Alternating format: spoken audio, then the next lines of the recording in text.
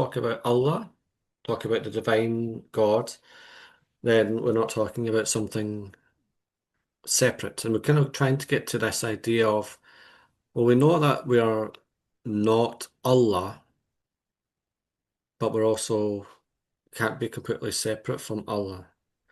Is there any other thoughts that we want to bring up? Kasim, you were mentioning something earlier that was quite interesting, possibly Um, controversial. We'll see.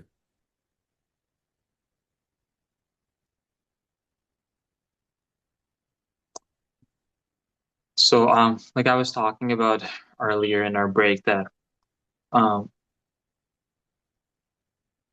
that God is the way we look at God is very because we look at the world in a physical sense, and we want to define stuff through objects, and the way we also want to put God in a box where we can understand and interpret the idea of what God is.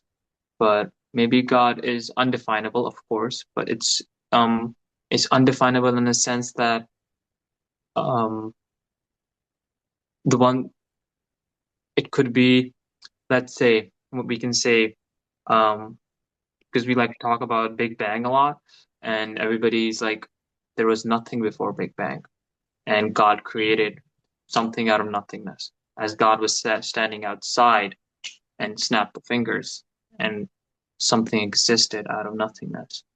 And what is separating God from that nothingness?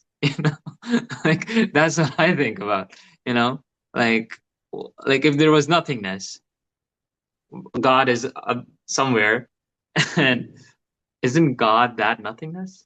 Yeah, yeah. Isn't God nothingness and somethingness? Isn't God all dimensions, time, whatever is connecting multi-universe or whatever we want to think about, you know?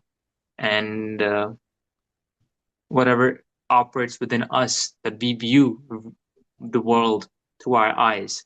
Um, that is also fascinating because we are experiencing universe from a separate, like we see it as if we are separate, and that's another fascinating layer of the whole thing.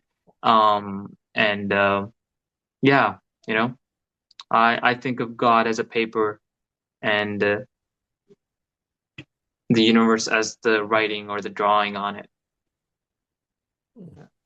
No, not necessarily separate. Yeah, they're not necessarily separate. And almost